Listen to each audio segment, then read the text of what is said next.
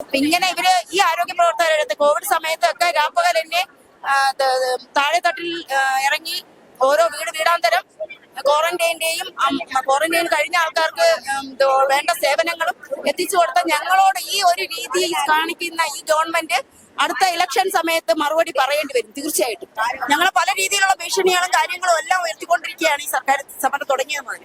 പക്ഷെ യാതൊരു കാരണവശാലും നമ്മൾ ഈ സമരം അവസാനിപ്പിക്കണമെങ്കിൽ നമുക്ക് അനുകൂലമായിട്ട് ഒരു തീരുമാനം ഈ മുഖ്യമന്ത്രി പ്രഖ്യാപിച്ചാൽ മാത്രമേ നമ്മൾ ഈ സമരം അവസാനിപ്പിക്കുകയുള്ളൂ. ആശാ വർക്കർമാരുടെ സമരം ഇപ്പോ ക്ലിഫ് ഹൗസിന് മുന്നിലെ ബാരിക്കേഡിന് മുകളിൽ വരെ അവര് സ്ഥാനം ഉറപ്പിച്ചിരിക്കുകയാണ്.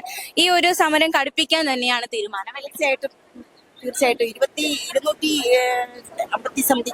ദിവസമായി.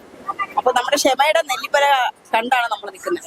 ഇപ്പോ സർക്കാർ 3 മാസത്തെ ശമ്പളം ആശമാർക്കായിട്ട് അഡ്വാൻസ് ആയിട്ട് നീക്കി വെച്ചിട്ടുണ്ട് എന്ന് പത്രത്തിലൂടെയും പ്രഖ്യാപിക്കുകയൊക്കെ ചെയ്തു. പക്ഷെ നമുക്ക് പോയ മാസത്തെ പൈസ ഇന്ന് 22 ആയിട്ടും ഇതുവരെയും കിട്ടിയിട്ടില്ല. ഞങ്ങള് എല്ലാവരും തന്നെ വളരെ നിർധനരായിട്ടുള്ള ആൾക്കാരാണ്. ഭർത്താവ് ഇല്ലാത്തവരുണ്ട്, പിന്നെ ഭർത്താവ് മരിച്ചവരുണ്ട്, ഉപേക്ഷിച്ചവരുണ്ട്, അമ്മമാരും അച്ഛന്മാരും ഒക്കെ സുഖമില്ലാത്ത ആൾക്കാരുണ്ട്, മക്കൾക്ക് വിദ്യാഭ്യാസം കൊടുക്കാൻ നിവൃത്തിയില്ലാത്ത പല രീതിയിലുള്ള ബുദ്ധിമുട്ട് അനുഭവിക്കുന്ന ഇതിലൂടെയാണ്. വാടക വീട്ടിൽ താമസിക്കുന്ന ആൾക്കാരുണ്ട്. ഞാനൊക്കെ വാടക വീട്ടിലാണ് താമസിക്കുന്നത്. നമുക്ക് ഓരോ ദിവസം കഴിഞ്ഞു പോകണമെങ്കിൽ നിശ്ചിത തുക വേണം. തീർച്ചയായിട്ടും നമുക്ക് ഈ തിരിച്ചു പോകാനായിട്ട് നല്ലൊരു തുക വേണം.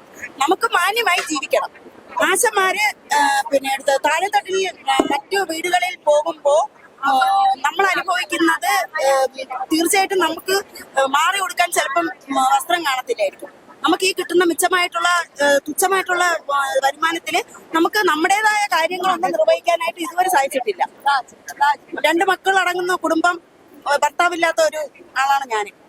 അപ്പോ എന്തുമാത്രം ബാധ്യതയുടെ മേലാണ് നമ്മൾ ഈ ജോലി മുന്നോട്ട് കൊണ്ടുപോയിട്ടുള്ളത്.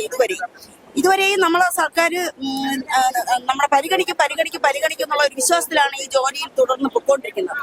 നമ്മുടെ ആരോഗ്യമായാലും നഷ്ടമായിക്കൊണ്ടിരിക്കുന്നു. അതുകൊണ്ട് എന്തായാലും നമുക്ക് നമ്മുടെ ഈ സമരത്തോട് ഒരു അനുകൂലമായിട്ടുള്ള തീരുമാനം സർക്കാർ എടുക്കുന്നതാണ് സർക്കാരിന് ഏറ്റവും നല്ലത്. ഇന്നിപ്പോ ബാരിക്കേഡ് സമരവുമായിട്ട് വന്നപ്പോ കുറച്ചുപേരെ അറസ്റ്റ് ചെയ്തു. എത്ര പേരെയാണ് അറസ്റ്റ് ചെയ്തത്? 3 പേരെ. അവരെ വിട്ടിട്ടണമെന്ന് ആവശ്യപ്പെടും. എത്രയും പെട്ടെന്ന് അവരെ സ്റ്റേഷനിലേക്ക് കൊണ്ടുപോയി അറിയിച്ചായിരുന്നു.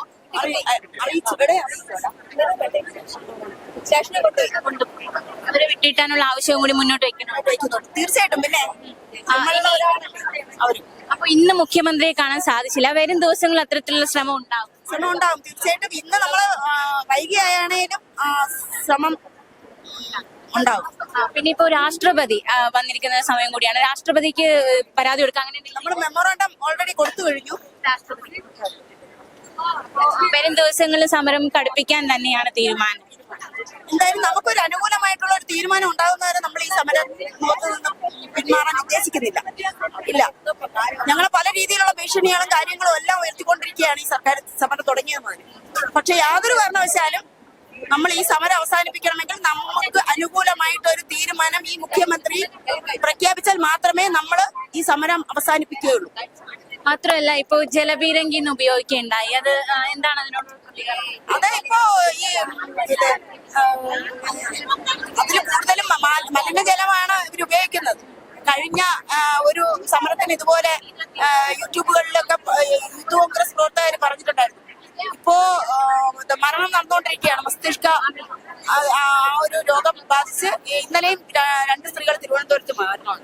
ഇങ്ങനെ ഇവര് ഈ ആരോഗ്യ പ്രവർത്തകരെടുത്ത് കോവിഡ് സമയത്തൊക്കെ രാപ്പകൽ തന്നെ താഴെത്തട്ടിൽ ഇറങ്ങി ഓരോ വീടാന്തരം ക്വാറന്റൈൻ കഴിഞ്ഞ ആൾക്കാർക്ക് വേണ്ട സേവനങ്ങളും എത്തിച്ചു കൊടുത്ത ഞങ്ങളോട് ഈ ഒരു രീതി കാണിക്കുന്ന ഈ ഗവൺമെന്റ് അടുത്ത ഇലക്ഷൻ സമയത്ത് മറുപടി പറയേണ്ടി വരും.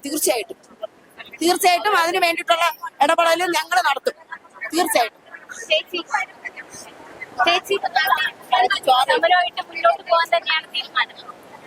ഞങ്ങൾക്ക് സമരത്തോട് വലിയ ആഗ്രഹമൊന്നും ഉള്ളവരല്ല, ഞങ്ങൾ സമരത്തൊഴിലാളികളല്ല.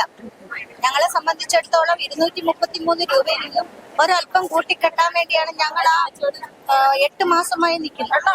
ഇതുവരെ മുഖ്യമന്ത്രിയുടെ ഭാഗത്തു നിന്നും ഒരു അനുകൂല മറുപടി ഉണ്ടായില്ല. അവര് പറഞ്ഞതെല്ലാം ഞങ്ങൾ കേട്ടു. കമ്മീഷൻ ഞങ്ങൾ വളരെ മാന്യമായ രീതിയിൽ യാതൊരു ബുദ്ധിമുട്ടും ഇല്ലാതെ സമരം ചെയ്തുകൊണ്ടിരിക്കുവായിരുന്നു. ഞങ്ങൾ എല്ലാവരെയും ബഹുമാനിച്ചും സ്നേഹിച്ചും മറ്റ് സർക്കാരിന് യാതൊരു ബുദ്ധിമുട്ടും ഉണ്ടാക്കാതെ വരും. 8 മാസമായിട്ടും മിണ്ടാതെ ഈ മുഖ്യമന്ത്രി ഇരുന്ന് കഴിഞ്ഞാൽ മുഖ്യമന്ത്രി അല്ലാതെ വേറെ ആരും മറുപടി പറയുന്നത്? ഈ മുഖ്യമന്ത്രി 233 രൂപ കൊണ്ട് ജീവിക്കുന്നത് ഒരു മണിക്കൂർ മുഖ്യമന്ത്രിക്ക് 233 രൂപ കൊണ്ട് ജീവിക്കാൻ പറ്റും? ഒരിക്കലും പറ്റില്ല. ഇപ്പൊ ഞങ്ങൾ 8 മാസമായി സെക്രട്ടേറിയറ്റ് പണിക്ക് കിടക്കുമായിരുന്നു. അത് കഴിഞ്ഞതിന് ശേഷം ഇതുവരെയും നമുക്ക് അനുകൂല മറുപടി കിട്ടാത്തതുകൊണ്ട് മുഖ്യമന്ത്രി ഞങ്ങളെ 50 മീറ്റർ അകലത്തിൽ പോലും വന്ന് കാണാനുള്ള മനസ്സ് കാണിക്കാത്തതുകൊണ്ട് ഞങ്ങൾ ആശമാരെല്ലാവരും ഞങ്ങളുടെ മുഖ്യമന്ത്രിയെ കാണാൻ വന്നിരിക്കുകയാണ്. മുഖ്യമന്ത്രി വരാതെ ഞങ്ങൾ ഇവിടുന്ന് ഒരു അടി മുന്നോട്ട്. മുഖ്യമന്ത്രി വന്ന മുഖ്യമന്ത്രി പറയുകയോ മുഖ്യമന്ത്രി പ്രതിദാനം ചെയ്യുന്ന ആരെങ്കിലും വിട്ട് ഞങ്ങളോട് ഈ കാര്യം പറയാതെ ഞങ്ങൾ പിന്നോട്ടില്ല. മഴയാണേലും രാത്രിയാണേലും വെയിലാണേലും ഞങ്ങൾ ഇവിടുത്തെ ഒരിടത്തു ജനനം ഒരിടത്തു മരണം ചുമലിൽ ജീവിതഭാരം മുടന്തി നടക്കും വിധിയുടെ ബലി മൃഗങ്ങൾ നമ്മൾ വിധിയുടെ ബലി മൃഗങ്ങൾ ഒരിടത്തു ജനനം ഒരിടത്തു മരണം ചുമ